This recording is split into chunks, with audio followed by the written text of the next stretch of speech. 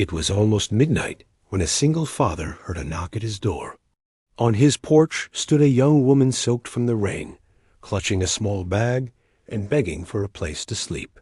He let her in, thinking she was just a stranger in trouble. But by morning, he would discover she was the daughter of one of the richest men in the city. And what happened next? It would change all their lives forever. The rain had been falling all evening, the kind of slow, steady drizzle that made the streets glisten under the flickering streetlights. Inside a modest two-bedroom home at the end of a quiet street, Marcus Harris, a hard-working single father, was finally sinking into his worn-out recliner. His day had started before sunrise at the auto shop, and after a full shift of fixing engines, replacing tires, and dealing with customers who always seemed in a hurry, his body ached for rest. He had just tucked his 10-year-old son, Jaden, into bed.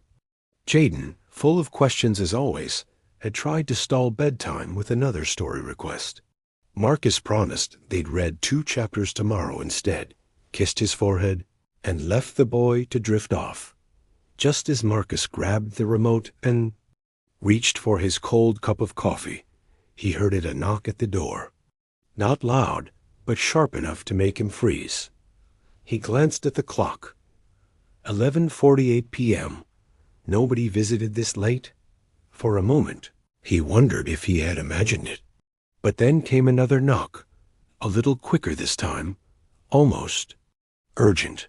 Marcus's neighborhood wasn't exactly known for midnight hospitality. Caution was part of survival.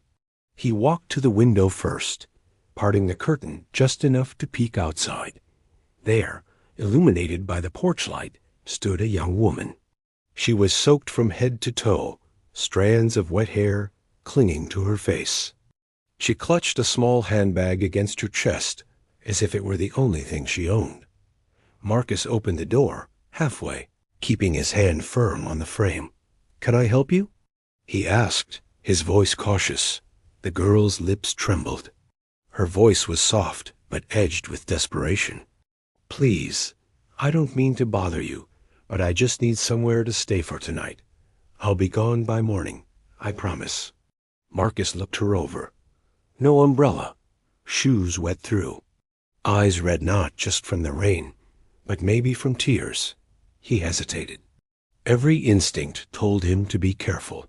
But another part of him, the part that knew what it was like to need help and find none, pulled at his heart. After a long pause, he stepped aside. "Come in, but just for tonight." She whispered a shaky, "Thank you," and stepped inside, dripping water onto his warm welcome mat. Marcus didn't know it yet, but that single choice to open his door was about to change his life forever. Marcus led the girl into the living room, the soft hum of the old refrigerator filling the silence. She stood just inside the doorway, hesitant, glancing around like she wasn't sure she belonged there. "Sit down," Marcus said, gesturing toward the couch. "I'll get you a towel."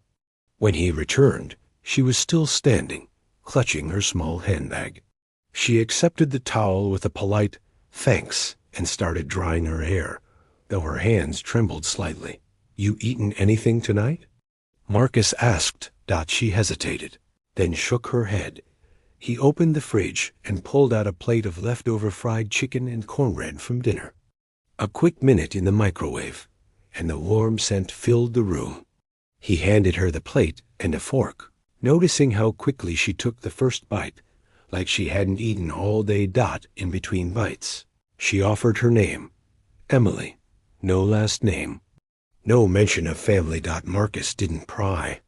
Yet, in his experience, sometimes people shared more when they felt safe.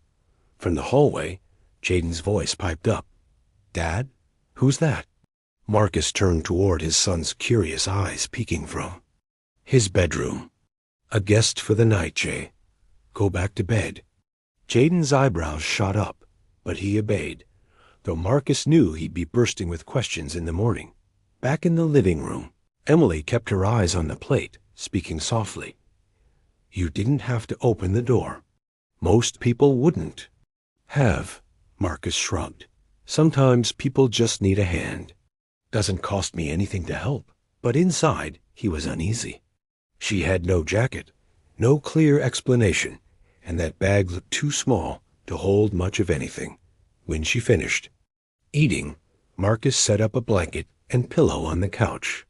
You can sleep here. Bathroom's down the hall. Lock the door if you want.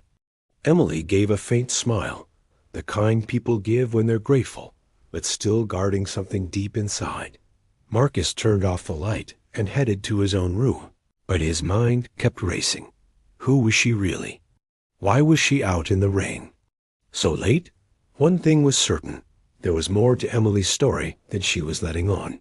And he had a feeling he'd find out sooner than he expected. The smell of sizzling eggs pulled Marcus from his light sleep. He sat up, confused. He never cooked breakfast this early, especially on a Saturday. Padding into the kitchen, he stopped in the doorway. There was Emily, wearing one of his old flannel shirts over her damp clothes from last night, moving quietly around the stove. A plate of scrambled eggs and toast was already on the table. "I hope you don't mind," she said, glancing up with a shy smile. "It's the least I can do for." "Letting me stay?" Marcus raised an eyebrow. "You didn't have to."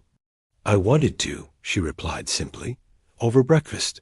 The conversation was light at first weather food, Jaden's habit of sneaking extra syrup on his pancakes. But slowly, Emily began to reveal bits of her situation. She told Marcus she'd left home after a fight with her family. She didn't say what the fight was about, and Marcus didn't push. He could tell from the way she avoided his gaze that the wound was fresh. After they ate, Marcus offered to drive her to the nearest bus station. "You sure you've got somewhere safe to go?" he asked as they got into his beat-up pickup. Emily nodded, though her hands twisted in her lap. They drove in silence for a while, the morning sun peeking through clouds, drying the wet streets. But Marcus soon noticed something in his rear view mirror, a sleek black sedan following them at a steady distance. At first, he brushed it off as coincidence. But when they made a few turns, and the car stayed with them, his instincts sharpened. When they pulled into the bus station, the sedan rolled up behind them. Two men in tailored suits stepped out, their eyes fixed on Emily. Marcus got out quickly, placing himself slightly in front of her. "Can I help you?"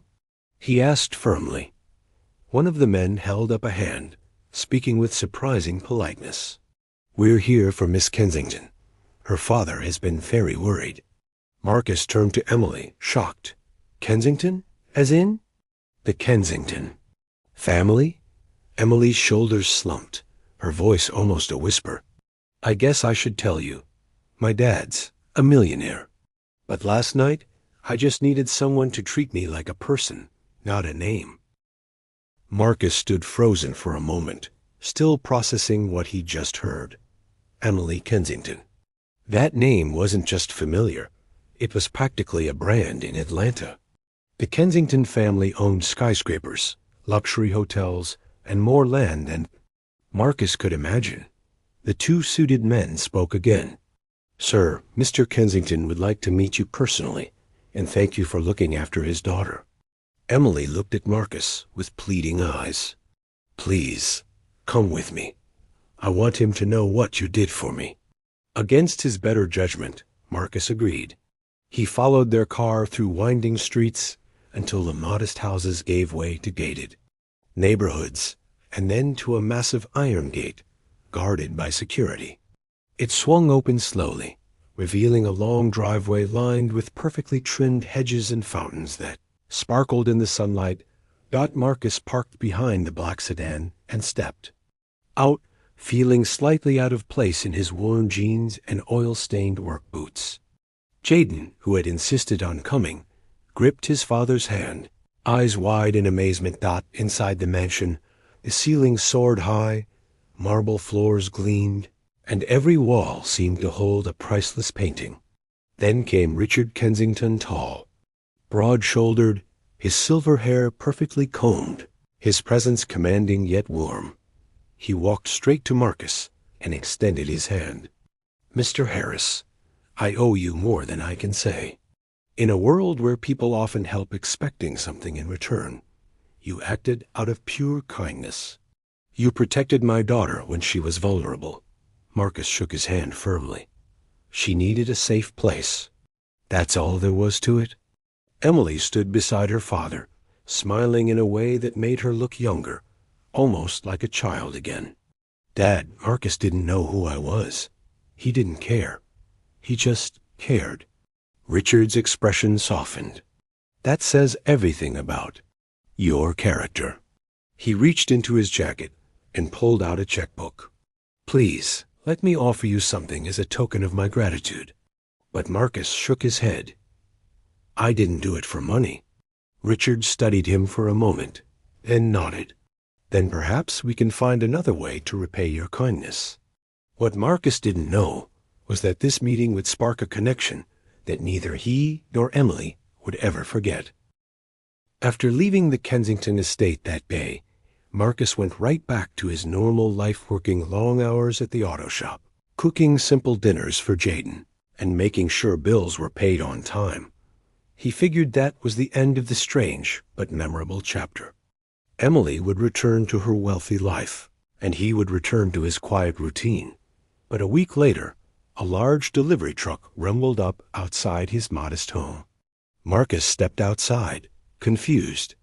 The driver handed him a clipboard to sign and began unloading boxes, brand new mechanic tools, equipment he could never have afforded, and even a shiny new air compressor for his shop.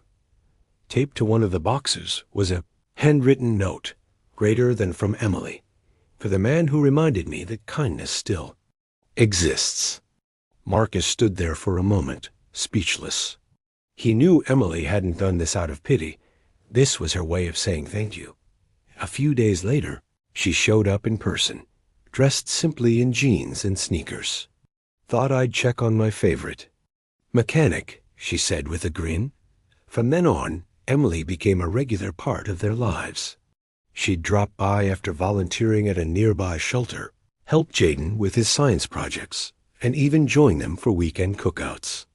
Despite her background, she never acted entitled. She laughed at Jaden's silly jokes, helped with dishes, and talked to Marcus about everything from cars to community work. One afternoon, as they were all sitting on the porch, Jaden asked, "Dad, why did you let her stay that night?" Marcus smiled, looking at Emily. "Because sometimes helping someone isn't about what they can give you back. It's about doing the right thing, no matter who they are." Emily's eyes softened. "And sometimes," she added, "the people who expect nothing are the ones who deserve everything." Their bond never faded. Marcus didn't see Emily as the millionaire's daughter, and she didn't see him as just the man who helped. They saw each other as family, proving that sometimes the smallest act of kindness can create a connection strong enough to last a lifetime. And all of it started with a knock on the door one rainy night. And that's how one rainy night turned into a lifelong friendship. If you enjoyed this story and believe kindness can change lives, make sure to hit that like button, subscribe to the channel, and turn on the notification bell, because we have many more heartwarming stories coming your way.